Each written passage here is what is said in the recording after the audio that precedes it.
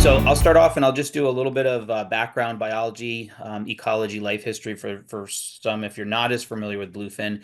So they're one of our largest stelios, or what we call our bony fishes. Lengths exceed 11 feet at times. That is the exception rather than the rule. And of course, weights get above 1,500 pounds on the right-hand side. Hopefully you can see my cursor, but that's Ken Fraser's world record, IGFA world record that he caught in Ald's Cove, Nova Scotia in 1979.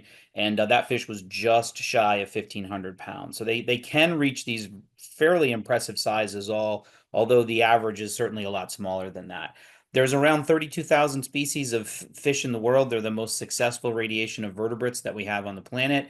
They live in all sorts of habitats and niches and ecosystems around the globe. And what's really unique about the tunas and what we call the lamnid sharks. So the lamnid sharks are things like shortfin makos, white sharks, salmon sharks, porbeagles, and so forth, is that they're able to maintain a body temperature that's above ambient. And that's a very rare feature for bony fishes or cartilaginous fishes.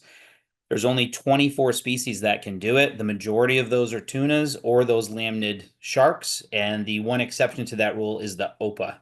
So the opa is very similar to an ocean sunfish or a mola mola, and they can do the exact same thing. And the way that they do it is they have this very unique cardiovascular system here, which basically acts as a countercurrent heat exchanger. So what happens is this fish is generating a lot of internal heat.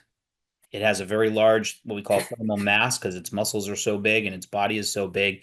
And what it does is, as it sends the warm blood from the inner part of the body to the outside, it sends oxygenated but cooler blood from the outside in. And when you pass these two liquids in close proximity to each other, you get a thermal exchange. So the cooler blood coming in goes against the warmer blood going out, and you get up to a 95 or greater percent efficiency of retaining the heat inside the body. And so that's why when you kill these things and you put your hands inside the gut cavity or the muscles, they feel really warm. So again, that's a really unique trait. It's not something that is very common in the world of fishes, and it provides them all sorts of advantages, as we know, being warm-blooded animals, in terms of mobility, agility, speed, stamina, and so forth. Their gills are 10 times larger than a similar sized fish, so they have this incredible ability to extract oxygen from the water. Two things. One is they have this very large surface area, so their gills are massive. And the other thing is that the distance between the water and the blood is only one cell thick. So an incredibly, very, very thin layer between the water and the bloodstream. And that allows that diffusion to happen really quick from the water into the bloodstream, and also vice versa, so that they have the ability to get rid of metabolic byproducts and toxins and things like that. Again, they're a ram feeder and ram ventilator, so they do have an air bladder, but it's functionally sort of useless. They don't actually use it. They use, lift to generate them, to generate going up and down in the water column if they need to. So they're ram feeders and ram ventilators.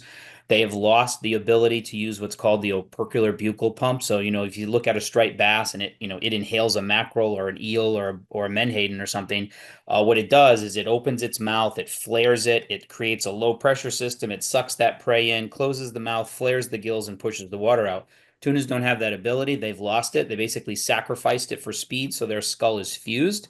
And so all that they can do is open their mouth and swim really quickly after something and sort of overtake it and swallow it that way.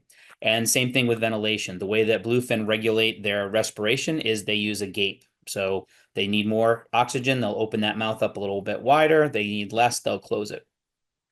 And so when you combine all of these life history traits, both physiological, ecological, you get an animal that is incredibly impressive in terms of, number one, its overall strength and its stamina. So these are some of the reasons why, this animal can fight on the end of a line for, 2 or 3 hours, or in some cases people have had them on, much longer than that.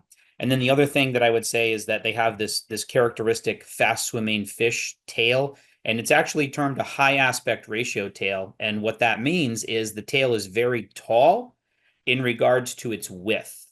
And so all of the fast moving fishes have these types of tails. Marlins are the best. They have the highest aspect ratio tails, very tall, very, very skinny. And then you have the tunas and the mackerels and so forth. Wahoos, dolphin fishes, and the like are all capable of high sustained swimming. And one of those characteristics is they have these tails, and these tails provide a lot of thrust.